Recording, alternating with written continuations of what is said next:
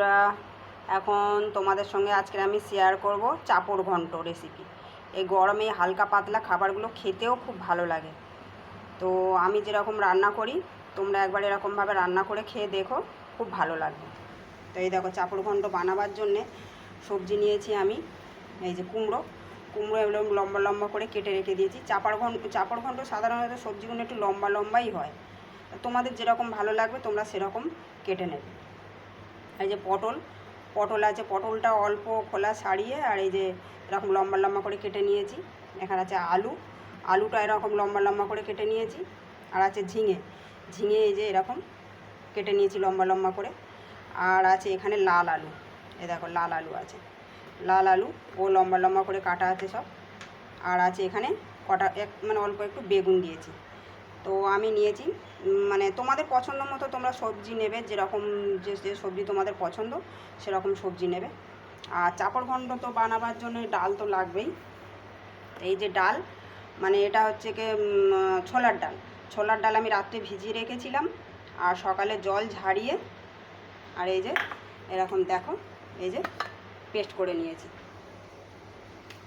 তো আমার দেখাবার সুবিধার জন্যে এই যে এরকম পেস্ট করে নিয়েছি, এই যে এরকম দেখতে পাচ্ছি এরকম পেস্ট করেছি। আর এখানে আছে এই যে আদা কাঁচা লঙ্কাটা একটু বেটে নেব। তো এই যে আদা কাঁচা লঙ্কার পেস্ট আমার হয়ে গেছে। আদা কাঁচা লঙ্কা আর ফোড়নে দেবো এই যে 5 ফোড়ন। আর আছে একটা শুকনো লঙ্কা এই যে ফাটিয়ে রেখে দিয়েছি। আর আছে একটা তেজপাতা ছিঁড়ে রেখেছি, আর একটু জিরে, আর অল্প একটু হলুদ এতে বেশি অনেকে দেয় না, কিন্তু আমি একটু হলুদ দিই। আর এই যে আছে লবণ, পরিমাণ মতো লবণ।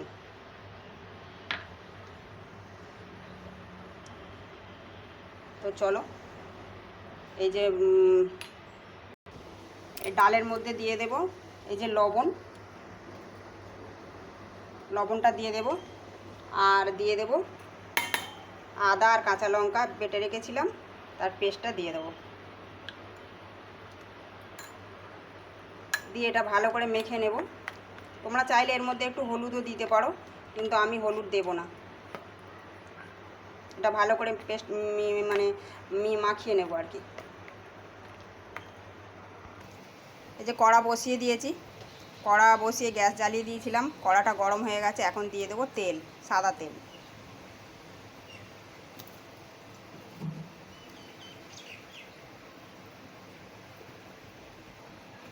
সাদা তেল দিয়ে বড়াগুলো ভেজে নেব।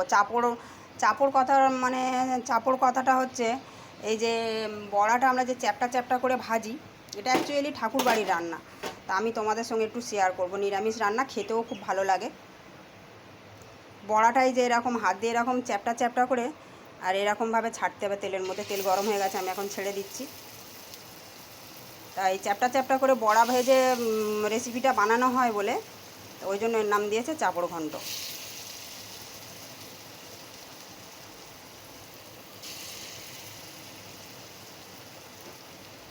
এই বড়াগুলো আমি লাল লাল করে ভেজে নেব।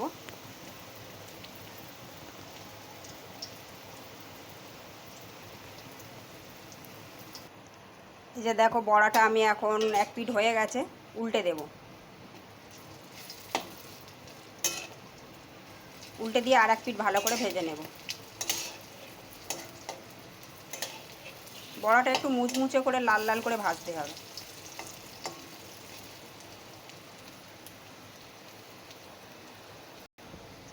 দেখো বড়াগুলো আমার এই যে রেডি হয়ে গেছে, ভাজা হয়ে গেছে।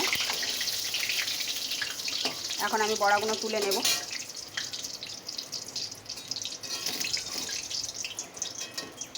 এই যে বড়াগুলো আমার লাল লাল করে ভাজা হয়ে গেছে।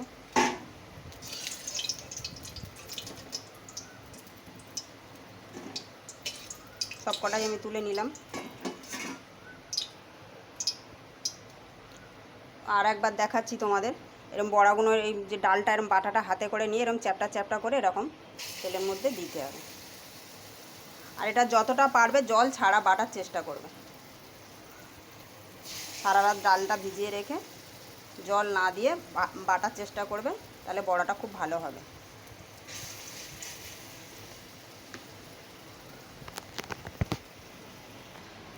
তো এই দেখো আমার বড়াগুলো এই যে লাল লাল করে ভেজে তুলে নেওয়া হয়ে গেছে। সব বড়াগুলোই আমি ভেজে নিয়েছি লাল লাল করে। তো এখন আমি কড়াতে বড়া ভাজার তেল আছে, তো আর একটু তেল দিয়ে দেব।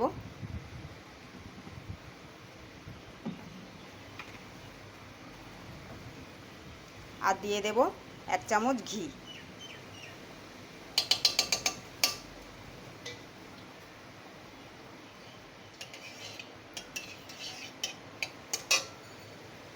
গ্যাসটা একটু জোরে দিয়ে দিলাম, আস্তে করা ছিল। তেল আর ঘিটাই যে গরম করে নিয়েছি, গরম করে নিয়ে এখন দিয়ে দেব ওর মধ্যে শুকনো লঙ্কাটা।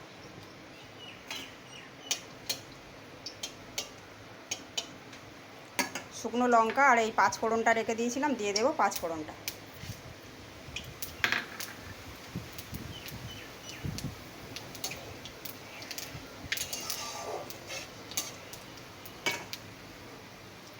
দিয়ে দেব তেজপাতা।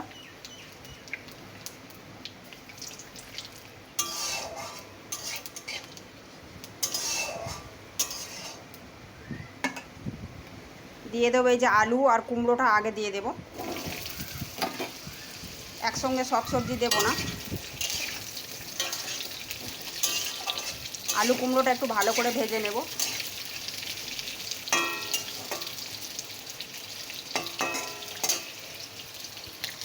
আলু কুমড়োটা একটু ভেজে নিয়ে দিয়ে দেব পটলগুলো।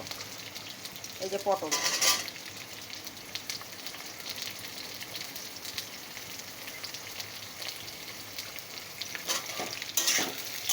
পটলটা দিয়েও একটু নাড়াচাড়া করে নেব,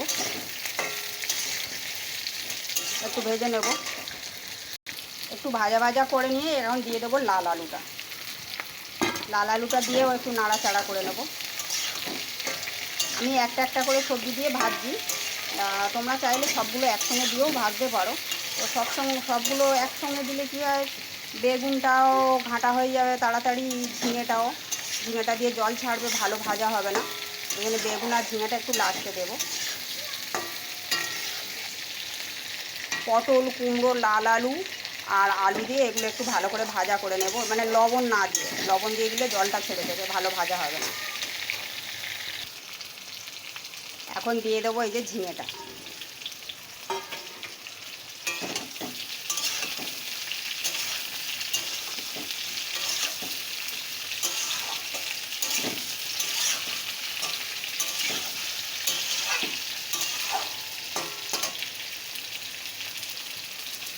ঠাকুরবাড়ির রান্না সাধারণত ঘিটাই বেশি ব্যবহার হয়, তো এখন ঘি তো অতটা খাওয়া নিষেধ, ওই জন্যে ঘিটা আমি তাও একটু দিলাম।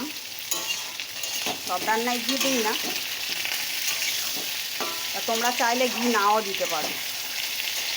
ঘি এই রান্নায় ঘিটা একটু দিতে হয়, ঘি দিলে রান্নাটা একটু ভালো লাগে। তারপরে দিয়ে দেবো এই যে বেগুনটা দিয়ে দিলাম। বেগুনটা দিয়েও নাড়াচাড়া করে একটু ভেজে নেব। এই যে দেখো আমার সবজিটা একটু ভাজা ভাজা হয়ে গেছে। এখন দিয়ে দেব লবণটা।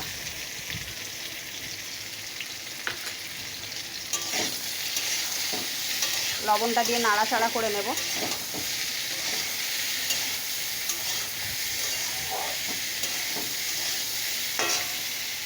খুব সামান্য হলুদ আর একটু জিরে রেখে দিয়েছি, বেশি দেব না।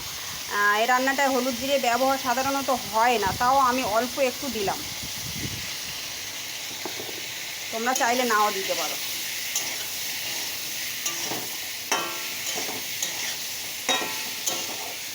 এখন দিয়ে দেবো এই যে আদা আর কাঁচা লঙ্কার পেস্টটা।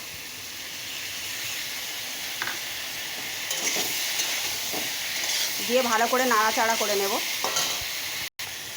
এই যে সবজিটা দিয়ে এরকম আমি একটু মানে মশলাটা দিয়ে আদা কাঁচা লঙ্কা এগুলো দিয়ে একটু এরকম ভাজা ভাজা করে নিয়েছি, নেড়ে কষিয়ে নিয়েছি আর কি।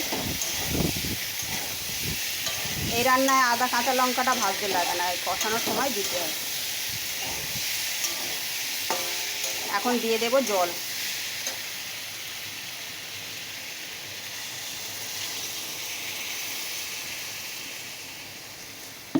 পরিমাণ মতো জল দিয়ে দিলাম। এটা খুব মানে ঝোল হবে না, এটা গা মাখা মাখা হবে। আর সবজিটাও ঘাঁটা ঘাঁটা হবে না, একটু এরকম গোটা গোটা থাকবে। আর একটু জল দিয়ে দেব।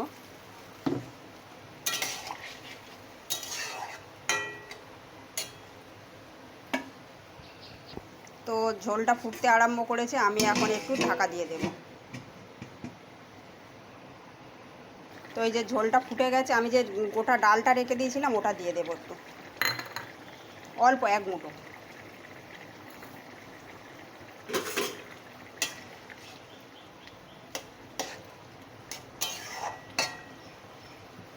গরমের দিন এরকম হালকা পাতলা রান্না খেতেও খুব ভালো লাগে। তোমরা একবার এরকম রান্না করে দেখো। এই যে এখন ঢাকা দিয়ে দেবো। তো এই দেখো বড়াগুলো আমি হাত দিয়ে একটু ভেঙে দেব। তোমরা চাইলে গোটাও দিতে পারো, তা আমি এরকম হাত দিয়ে একটু ভেঙে ভেঙে দেব। ভেঙে ভেঙে দিলে বড়ার ভিতরে একটু মশলাটা রসটা ঢুকবে, খেতে ভালো লাগবে। এরকম ভেঙে ভেঙে দেব। তোমরা বড়াটা একেবারে মানে বড় করে ভেজে ভেঙে ভেঙেও দিতে পারো, অসুবিধা নেই।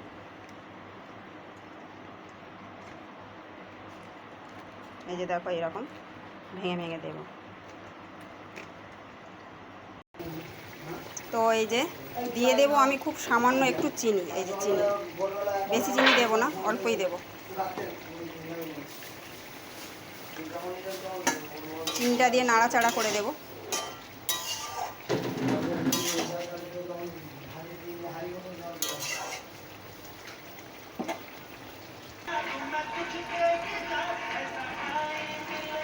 তো এখন দিয়ে দেবো এই যে বড়াগুলো।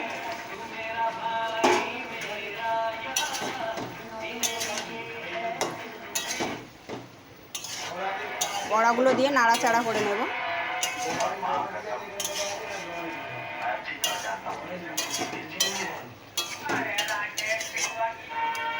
দিয়ে আর একটু চাপা দিয়ে দেব।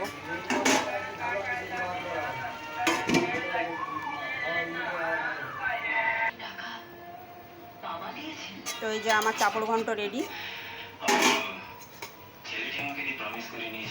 এখন দিয়ে দেবো একটু ঘি। ঘি দিয়ে একটু নাড়াচাড়া করে নেব। তো এই যে দেখো আমার চাপড় ঘন্ট রেডি।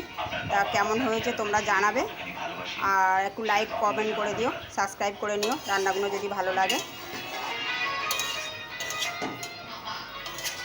দেখো এই যে